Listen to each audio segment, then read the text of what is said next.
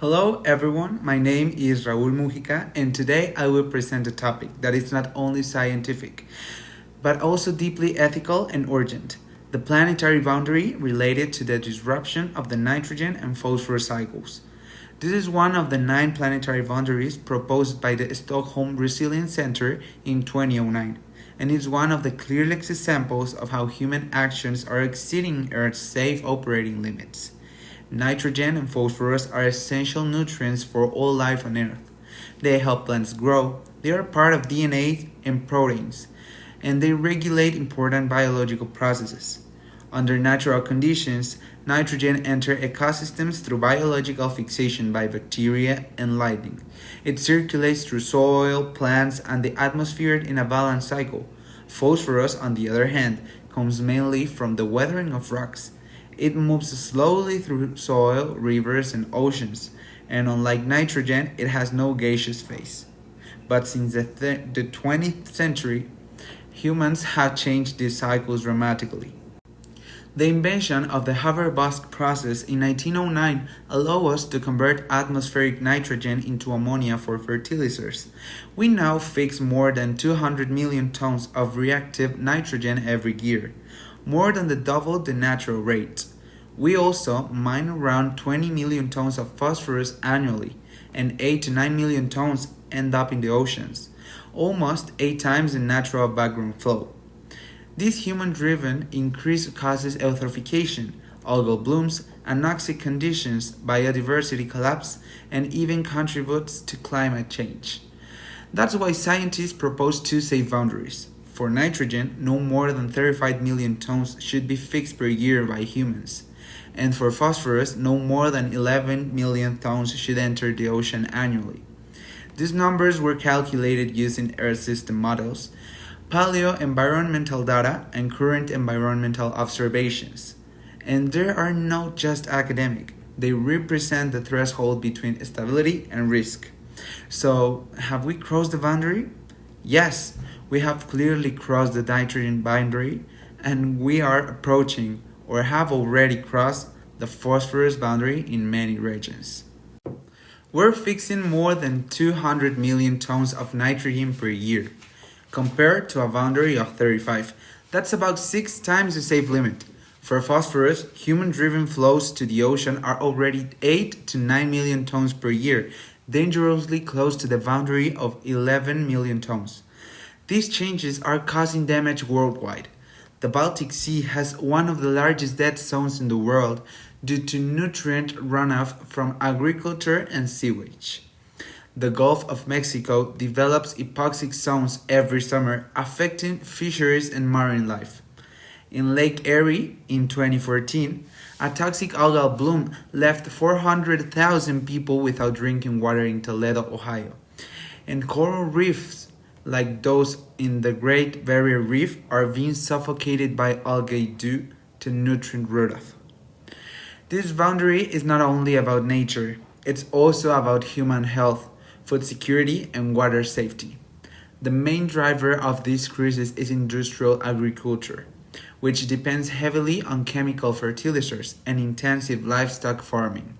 Specific causes include overuse of synthetic fertilizers, especially in large-scale monocultures, waste from livestock manure rich in nitrogen and phosphorus, sewage, and untreated wastewater, especially in urban areas, cultivation of legumes, which also fix nitrogen biologically, burning fossil fuels, which emits nitrogen oxides into the atmosphere, and land use change, deforestation, and soil erosion, which increase nutrient runoff into rivers and oceans. We're overloading ecosystems with nutrients. Crops absorb only about 50% of applied nitrogen. The rest is lost to water or earth, causing pollution.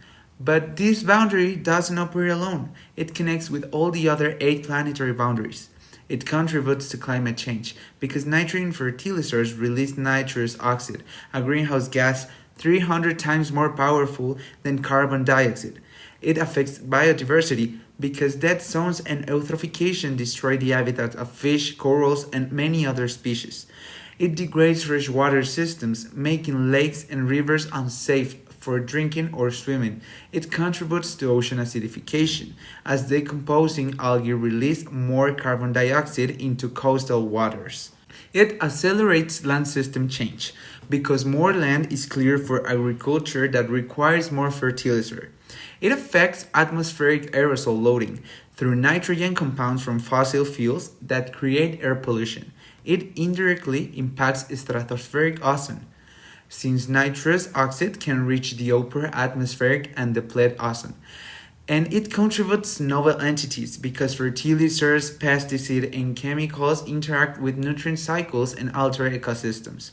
So yes, this boundary is connected to all the others. That's why it's so important to address it urgently. Let's look at some more examples of how this problem is affecting real places.